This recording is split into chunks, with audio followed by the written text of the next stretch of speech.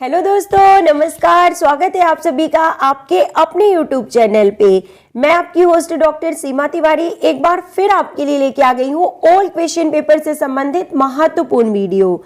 तो दोस्तों बता दें आपको कि यही वो क्वेश्चन है जो आपको सिलेक्शन की ओर लेके जरूर जाएंगे, क्योंकि आप कोई भी एग्जाम के ओल्ड क्वेश्चन पेपर को उठा के देखिए, जो बार बार रिपीट होते हैं वे क्वेश्चंस आपको 60 to 80% एज इट इज मिलते हैं। लेकिन जो आपका सिलेक्शन डिपेंड करता है वो डिपेंड करता है देखिए 20% क्वेश्चंस पे, जो कि आपको पहले उस पेपर में देखने के लिए नहीं मिले होते हैं। या कोई भी एग्जाम, जैसे आप यूपी टीजीटी की बात कीजिए तो ज्यादातर 60% क्वेश्चंस तो ओल्ड क्वेश्चन पेपर से ही ले लिए जाते हैं यूपी टीजीटी के। बाकी जो 20% क्वेश्चन बचते हैं वो केवीएस, एनवीएस, DSSB इन सबके ओल्ड क्वेश्चन पेपर से ले लिए जाते हैं।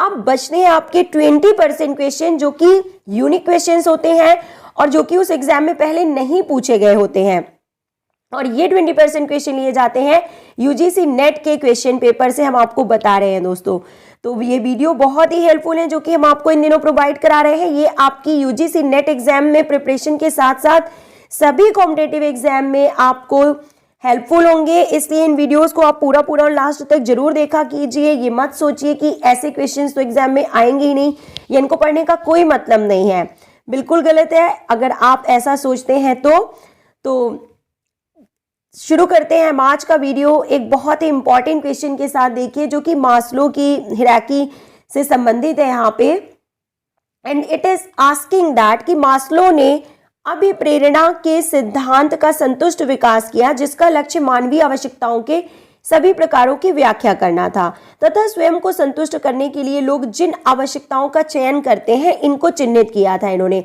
अब आपको बताना है कि जो ये जरूरतें हैं, जो आवश्यकताएं हैं, जो कि स्वयं को संतुष्ट करने के लिए, जीने के लिए या मानवीय आवश्यकताओं के लिए जरूरी होती हैं, तो इनका सही क्रम क्या था, मास्लो के अकॉर्डिंग जो है इसका सही क्रम क्या था। तो सबसे पहले हम आपको सही सीक्वेंस बता देते हैं। देखिए, सबसे पहले नंबर पे जो है that is option number D, means physiological, मतलब शारीरिक आवश्यकताएं सबसे पहले पूरी की जानी चाहिए। Then after that option number B is correct here, safety संबंधी आवश्यकताएं यानी कि सुरक्षा संबंधी आवश्यकताएं। नंबर 3 पे आता है सोशल नीड्स। नंबर 4 पे आता है एस्टीम नीड्स यानी कि सम्मान पाने की आवश्यकताएं। और 5th नंबर पे जो आता है that is option number 5 means बौद्धिक आवश्यकताएं। तो this is correct answer. English में भी हम आपको बता देते हैं सही सीक्वेंस क्या होगा। Number 1 physiological needs, number 2 safety needs, number 3 social needs हो गया आपका, number 4 esteem needs and number 5 is intellectual needs. तो ये मास्लो के अकॉर्डिंग सही जो है सीक्वेंस यहाँ पे दिया गया है। Now let's move to next important question and it is asking allotment of periods with instructions in sequence is called. It means क्रमानुसार निर्देशों के साथ कालांशों का आवंटन कहलाता है, and it is known as option number 2 means सूक्ष्म अनुसूचन यानी कि माइक्रो शेड्यूलिंग के रूप में इसे जाना जाता है। Now the next question is asking non modifiable risk factors of diabetes are. इसका मतलब कि डायबिटीज यानी मधुमेह के जो गैर रूपांतरणीय, देखिए नॉन मॉडिफिएबल का मतलब होता है गैर रूपांतरणीय जोखिम कारक कौन कौन से हैं। And the correct answer advanced age, family history and race. It means मधुमेह के जो गैर रूपांतरीय जोखिम कारक है उनमें शामिल किए जाते हैं बढ़ी हुई उम्र, पारिवारिक इतिहास एवं रेस यानी कि प्रजाति को शामिल किया जाता है। Now the next question is asking that intensity zone for endurance training is, यानी कि सहन शक्ति प्रशिक्षण के लिए तीव्रता क्षेत्र क्या होता है। And the correct answer is option number D 30 to 50% resistance application is correct answer. Means सहन शक्ति प्रशिक्षण के लिए तीव्रता क्षेत्र होता है 30 से 50% प्रतिरोध अनुप्रयोग। Now the next question is asking that identify the aim of the last phase of a year round periodization, यानी कि जो वर्ष भर का जो पेरियोडाइजेशन पीरियड होता है, ईयर राउंड पेरियोडाइजेशन होता है, तो इसके अंतिम चरण के उद्देश्य क्या होते हैं, यानी जो लास्ट फेज होता है उसका, जिसे ट्रांजिशन फेज भी हम कहते हैं। लास्ट फेज मतलब होता है ट्रांजिशन फेज, तो उसका मुख्य लक्ष्य क्या होता है? Option number 3 is correct here, recovery. It means वर्ष भर के अवधिकरण यानी पीरियोडाइजेशन के अंतिम चरण के उद्देश्य के रूप में किसे जाना जाता है? तो इसे रिकवरी के रूप में जाना जाता है। Option number C is correct here. Now the next question is asking the term categorical variable is used for the data measured on. It means सुस्पष्ट चर पद का प्रयोग निम्नलिखित में से किस मापन के प्रयोजनार्थ किया जाता है? And the correct answer option number 3 ordinal and nominal is correct answer. सुस्पष्ट चर पद का प्रयोग निम्नलिखित में से किसके प्रयोजनार्थ होता है? तो क्रमिक और नामिक जो है यहाँ पे करेक्ट आंसर है।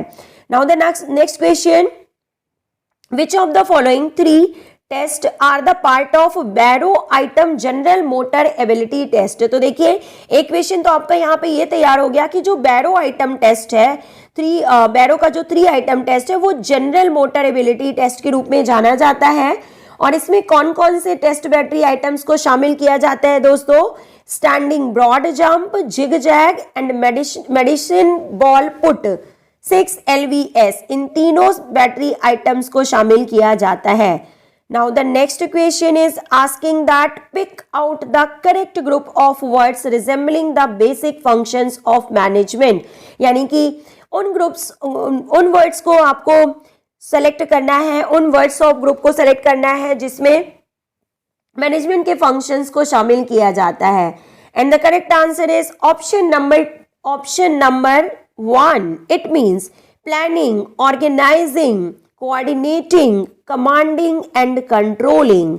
ये जो होते हैं प्रबंधन के 4 बुनियादी घटकों के रूप में जाने जाते हैं। Okay, pick out the correct group of words. तो ये 4 जो होते हैं, ये जो ग्रुप है वर्ड्स का, यानी कि planning, organizing, coordinating, commanding and controlling, ये सब मैनेजमेंट यानी प्रबंधन के मुख्य फंक्शंस के रूप में शामिल किए जाते हैं। Option number 1 is correct here.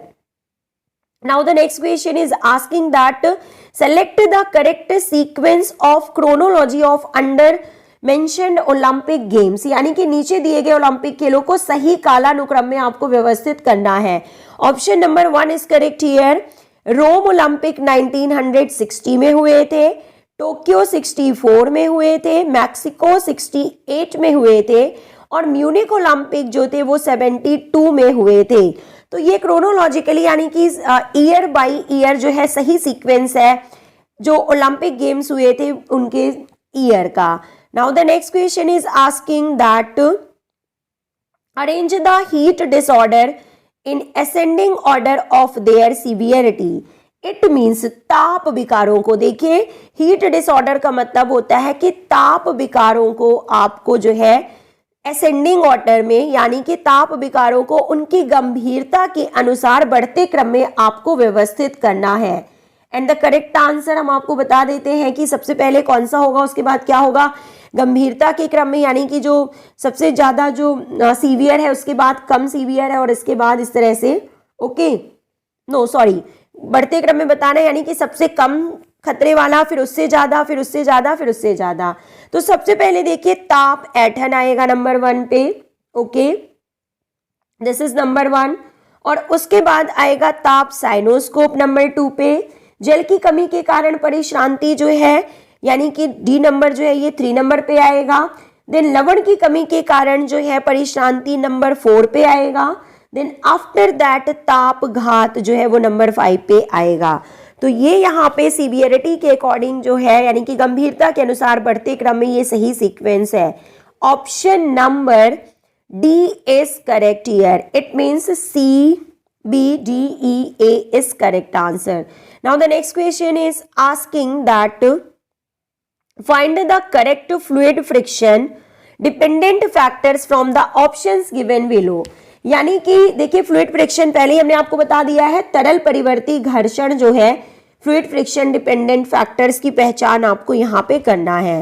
Okay, the question is asking for, नीचे दिए गए विकल्पों में से सही तरल परिवर्ती घर्षण आश्रित कारकों यानी कि फ्लूइड फ्रिक्शन डिपेंडेंट फैक्टर्स की पहचान आपको यहाँ पे करना है। And the correct answer is option number B, it is correct answer. It means B, C and D is correct answer. तरल एवं वस्तु के बीच समय की तुलना में आपेक्षिक विस्थापन, तरल की गर्म एवं ठंड संवेदना एवं सतह की संरचना, इन तीनों कारकों को शामिल किया जाता है। Now the next question is asking according to Bandura, यानी कि बंडूरा के अनुसार learning of behaviour takes place in 4 stages, यानी कि जो अधिगम का सिद्धांत होता है वो 4 स्टेज में होता है। दे आर एज फॉलोज, तो ये 4 पद जो है वो कौन कौन से हैं, स्टेजेस कौन कौन से हैं? And the correct answer is option number B. It means number 1 पे आएगा अटेंशन, नंबर 2 पे आएगा रिटेंशन, नंबर 3 पे आता है आपका रिडक्शन एंड नंबर 4 पे आएगा आपका reinforcement. This is correct answer. Attention, retention, then reproduction and number 4 पे है आपका okay number 4 is reinforcement. So this is correct answer, means Bandura के अनुसार व्यवहार का अधिगम 4 चरणों में होता है, ये यहाँ पे सही है। Okay, now let's move to next question. Option number B is correct here. Now the next question is asking flexibility in curriculum as per the needs of the society its, okay, and it is asking that समाज की जरूरतों के हिसाब से पाठ्यचर्या में लचीलापन इसकी। And what is correct answer? Option number D is correct here. अनुकूलन है, दिस इज करेक्ट आंसर। समाज की जरूरतों के हिसाब से पाठ्यचर्या में लचीलापन इसका अनुकूलन है, this is correct answer. Now the next question, which group of word signifies the abbreviation of ABC DSSB? केंद्रीय विद्यालय सभी एग्जाम्स में इस क्वेश्चन को एज इट इज पूछा जा चुका है। ABC का फुल फॉर्म क्या होता है? During first aid procedure. And the correct answer option number D, airway, breathing and circulation is correct answer. A, B, C is correct answer. वायुमार्ग, श्वसन and परिसंचरण. Now the next question, arrange the following phases of reaction ability in order of sequence. It means it is asking that प्रतिक्रिया क्षमता के निम्नलिखित चरणों को उचित क्रम में व्यवस्थित कीजिए। ओके, और देखिए क्या है यहाँ पे सही सीक्वेंस, हम आपको पहले बता देते हैं। ऑप्शन सबसे पहले आएगा आपका time taken by the signal to reach the sense organ, यानी कि जो सेंस ऑर्गन्स के द्वारा जो टाइम लिया जाता है सिग्नल्स को तक पहुंचने के लिए, ठीक है, ये हो जाएगा। नंबर 2 पे time taken by the sense organ to generate a new impulse, वो टाइम जो कि न्यू नर्व इम्पल्स को जनरेट करने के लिए यूज किया जाता है सेंस ऑर्गन्स के द्वारा। सेंस ऑर्गन्स जो है इसको नर्व सेल्स तक पहुंचाएंगे। Then after that option number C is correct here, time taken by the signal to reach the CNS। ये जो सिग्नल्स हैं ये नर्व इम्पल्स जो जनरेट हुए हैं ये ब्रेन को पहुंचाए जाते हैं। ओके, यहाँ पे ऑप्शन नंबर 1 हो गया, 2 हो गया और 3, ये CNS यानी कि ब्रेन को पहुंचाए जाते हैं।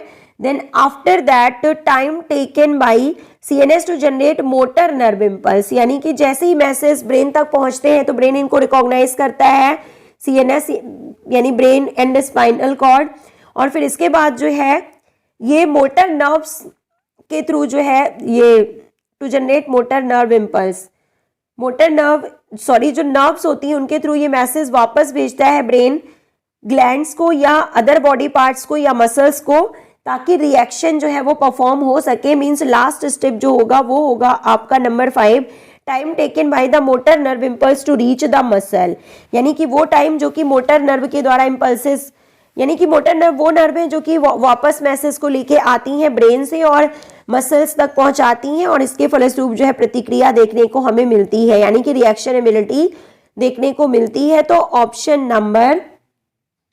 Number D is correct here.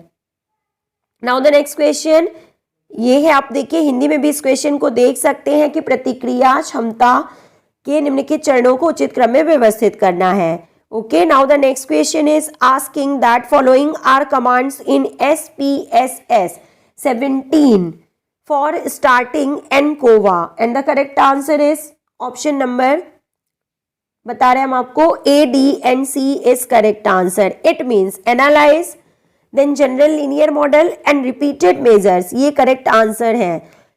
The correct answer is that SPSS 17 में एनकोवा आरंभ करने के निमित्त का सही क्रम जो होता है वो क्या होता है, तो सबसे पहले एनालाइज होगा, विश्लेषण, then after that general linear model, option number D is correct here, सामान्य रेखी model, then number three is univariate, एक चर is correct answer. Now the next question is asking a person weighing 130 pounds climbs 4 steps in 0.52 seconds. The height of each step is 7 inch. What is power executed by the person? इसका मतलब ये है कि 130 pound वजन वाला जो व्यक्ति है 0.52 सेकेंड में 4 सीढ़ियां चढ़ता है। प्रत्येक सीढ़ी की ऊंचाई जो है वो 7 इंच है। तो उस व्यक्ति द्वारा निष्पादित शक्ति यानी कि पावर क्या होगा? And the correct answer is option number C. और देखिए दोस्तों, इसको आप कैलकुलेट कर लीजिएगा, option number C is correct here. Now the next question is asking that Bus A.H. Perry M. 1992 constructed an aggregation scale which consists of 4 factors namely. इसका मतलब ये है कि जो H और पेरी M ने एक एग्रेशन स्केल का निर्माण किया था जिसमें 4 कारक कौन कौन से शामिल किए गए थे। Option number 2 is correct here, शारीरिक आक्रामकता, मौखिक आक्रामकता, क्रोध और शत्रुता, इन 4 कारकों को शामिल किया गया था। Now the next question, non sporting facilities associated with mega sport events are, it means विशाल खेलकूद आयोजन से संबंधित गैर खेलकूद सुविधाएं हैं। And the correct answer option number B, खेलगांव, शहर का कायाकल्प एवं परिवहन विशाल खेलकूद आयोजनों से संबंधित गैर खेलकूद सुविधाएं हैं। Now the next question is asking AAHPER American alliance for health physical education recreation and dance, तो आफर जो है health related physical fitness test contains 3 test items from the test items listed below. वैसे तो offer health related fitness में जो होता है offer youth fitness test जो होता है, देखिए दोस्तों उसमें 6 टेस्ट बैटरी आइटम शामिल किए जाते हैं, लेकिन वो ऑफर्ड होता है। और यहाँ पे बात की जा रही है AAHPER health related physical fitness test की, तो इसमें कौन से 3 टेस्ट आइटम्स जो होते हैं वो शामिल किए जाते हैं। Okay, in the correct answer हम आपको बता देते हैं, option number A, then C and then E. It means cardio respiratory function test, body composition and abdominal and low back hamstring musculoskeletal functions को ऑफर हेल्थ रिलेटेड फिटनेस टेस्ट में शामिल किया जाता है। Okay, option number B is correct here. Now the next question is asking, okay, Hindi में भी ये क्वेश्चन आप देख सकते हैं। In English it is asking for the next question की following commands are used in SPSS 17 version for factor analysis, यानी कि कारक विश्लेषण के लिए SPSS 17 में निम्नलिखित कमांड का प्रयोग किस क्रम में किया जाता है। And the correct answer is option number A, ACB means विश्लेषण, then data entry and then third number karak is correct answer. Now the next question is asking that midday meal aims to, यानी कि जो mid day यानी मध्याह्न भोजन जो होता है, मध्याह्न भोजन के उद्देश्य क्या होते हैं। And the correct answer is, मध्याह्न भोजन का उद्देश्य स्कूल में छात्र option number B is correct here, increase school enrolment, increase school attendance and address malnutrition. Means school में छात्र पंजीकरण में वृद्धि करना, स्कूल में उपस्थिति में वृद्धि और कुपोषण पर ध्यान देना, ये मध्याह्न भोजन का मुख्य उद्देश्य होता है। Now the next question is asking the history of physical education in Greece has been divided into 4 periods, यानी कि जो ग्रीस में जो शारीरिक शिक्षा के इतिहास को 4 कालों में विभाजित किया गया है। तो ये 4 काल कौन कौन से हैं? Option number B is correct here. सी नंबर 1 पे देखिए कौन सा है। सबसे पहले आपका आता है Homeric period, then after that Sparta period, after that पूर्व एथेंस काल नंबर 3 पे, और नंबर 4 पे आता है पोस्ट एथेंस काल। पूर्व मतलब होता है प्री एथेंस पीरियड, और पोस्ट एथेंस पीरियड जिसे उत्तर एथेंस काल भी कहते हैं, और इसे स्वर्ण युग के रूप में भी जाना जाता है। तो यहाँ पे ऑप्शन में स्वर्ण काल आपको दिया हुआ है। तो बहुत ही अच्छे क्वेश्चंस की सीरीज है दोस्तों। वीडियो को लास्ट तक पूरा जरूर देखिएगा। असर्शन देखिए यहाँ पे क्या दिया हुआ है। तो ऑप्शन नंबर असर्शन और रीजन से संबंधित क्वेश्चन है। ऑप्शन नंबर सी यहाँ पे सही है कि A is false but R is true. तो देखिए क्या लिखा हुआ है ए नंबर यानी असर्शन में कि व्यायाम के दौरान समाप्त तो हो गए एटीपी पीसी के अधिकांश स्टोर प्रतिप्राप्ति यानी रिकवरी अवधि के 1 घंटा पुनः स्थापित हो जाते हैं। तो ये यहाँ पे गलत है, स्टेटमेंट जो है वो फॉल्स है। और रीजन देखिए क्या दिया हुआ है कि फॉस्फोजेन पुनः प्राप्ति यानी कि रिस्टोरेशन के लिए अपेक्षित ऊर्जा मुख्यतः ऑक्सीजन डेट की त्वरित पुनः प्राप्ति पुनरावस्था रिकवरी फेज में कार्यरत वायुजीवी व्यवस्था द्वारा प्रदान की जाती है। तो ये यहाँ पे सही है, रीजन जो है वो सही है लेकिन असर्शन जो है वो गलत है। Now the next question is again asking, अभिकथन जो है कि सभी प्रकार के शक्ति परीक्षण जो होते हैं, सभी प्रकार के शक्ति परीक्षण प्रशिक्षण से समान मात्रा में मांसपेशी अतिवृद्धि नहीं होती है। ओके, ये यहाँ पे बोला गया है। एंड नंबर 2 पे जो कहा गया है रीजन जो है वो ये है कि मांसपेशी आकार में वृद्धि के लिए उद्दीपक एटीपी और अन्य मांसपेशी प्रोटीनों के विखंडन और संश्लेषण में असंतुलन द्वारा दिया जाता है। तो option number A is correct here. A और आर दोनों सही है और आर ए की बिल्कुल सही व्याख्या करता है। ये यहाँ पे सही आंसर है। ओके, एक और इंपॉर्टेंट क्वेश्चन है देखिए स्क्रीन पे कि अक्ष और तल काल्पनिक अवधारणाएं हैं जो किसी वस्तु की गति के प्रकार और उसके स्थान का वर्णन करते हैं। तो देखिए ये जो यहाँ पे कथन है वो बिल्कुल सही है, आपको पता है।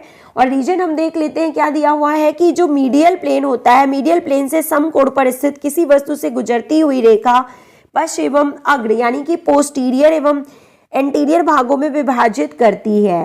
तो देखिए करेक्ट आंसर क्या है, ये आर जो है ये भी बिल्कुल सही है यहाँ पे। ओके, लेकिन ए की जो आर जो है वो ए की सही व्याख्या नहीं करता है। ए और आर दोनों ही सही है लेकिन आर जो है वो ए की सही व्याख्या नहीं करता है। This is correct answer. Now the next question is asking that motivational feedback attempts to facilitate performance by 2 of the following factors. It means जो निम्नलिखित कौन से 2 कारकों का अनुसरण करके अभिप्रेरक प्रतिपुष्टि निष्पादन को सुकर बनाने का प्रयास करता है। And the correct answer is option number C. It means A and C is correct answer. Option number C is correct here, यानी कि सकारात्मक मनोदशा का सृजन करते हुए एवं विश्वास में उन्नयन करके जो है इन दोनों चीजों का अनुसरण करके अभिप्रेरक प्रतिपुष्टि निष्पादन को सुकर बनाने का यानी कि बेहतर बनाने का प्रयास करता है। Now the next question, before 1947 how many physical education institutions were there in India, यानी कि 1947 से पहले फिजिकल एजुकेशन के कितने शिक्षा संस्थान थे। Option number B is correct here, 4 is correct answer. Now the next question is asking that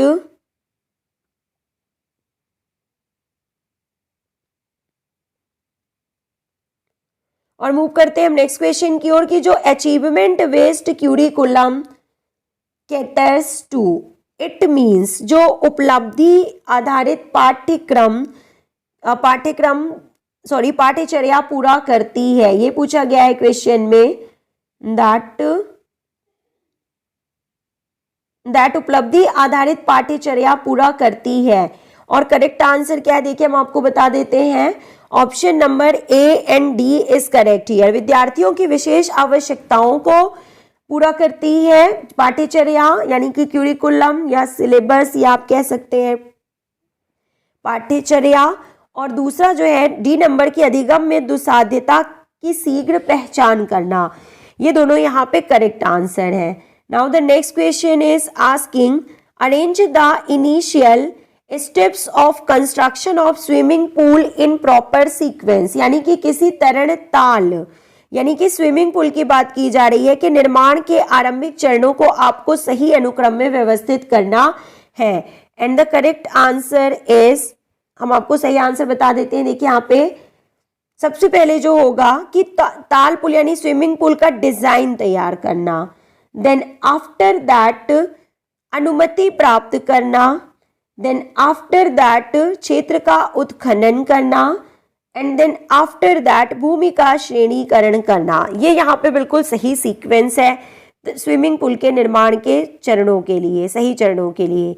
now the next question is asking that quicks badminton test consist of 3 item, identify these 3 items, यानी कि हिक badminton परीक्षण में 3 मद शामिल होते हैं, तो उन तीनों की आपको पहचान करना है।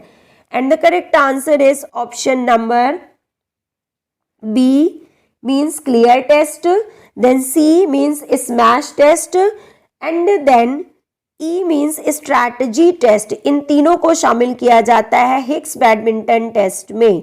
Now the next question is asking that, ये देखिए मैच द फॉलोइंग से रिलेटेड महत्वपूर्ण क्वेश्चन है स्क्रीन पे देखिए दोस्तों। तो नंबर 1 पे क्या होता है देखिए, स्किल का संबंध जो है वो किससे है, तो ऑटोमेटाइजेशन ऑफ मोटर टास्क से इसका संबंध है, यानी कि कौशल का संबंध गतिक कार्य के स्वचालन से है। नंबर 2 पे है स्टाइल, यानी कि शैली जिसे बोलते हैं, और इसका संबंध जो है वो है individual expression for a series of motor action, इससे इसका संबंध है।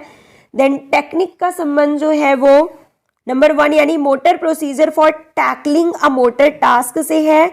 एंड डी नंबर मीन्स कौशल युक्त संचलन, कौशल युक्त संचलन का संबंध नंबर 3 से है, यानी कि highly advanced control and regulation process of motor coordination. तो दोस्तों आप इसका स्क्रीनशॉट ले लीजिए और हिंदी में भी आपको इस क्वेश्चन को सॉल्व करना है। ओके, करेक्ट आंसर क्या है हम आपको बता देते हैं, ऑप्शन नंबर 3 इज करेक्ट। तो आप इसे हिंदी में भी सॉल्व कर सकते हैं। मूव करते हैं हम नेक्स्ट क्वेश्चन की ओर। और अगेन एक लास्ट होमवर्क क्वेश्चन है यहाँ पे स्क्रीन पे देखिए, आपको मैच द फॉलोइंग से रिलेटेड क्वेश्चन यहाँ पे सॉल्व करना है और इसका आंसर हमें कमेंट बॉक्स में लिख के बताना है, जो कि एक बहुत ही इंपॉर्टेंट क्वेश्चन है। देखिए दोस्तों, तो इसका आंसर आप हमें कमेंट बॉक्स में लिख के बताइएगा। मिलते हैं नेक्स्ट वीडियो में, till then take care, good bye.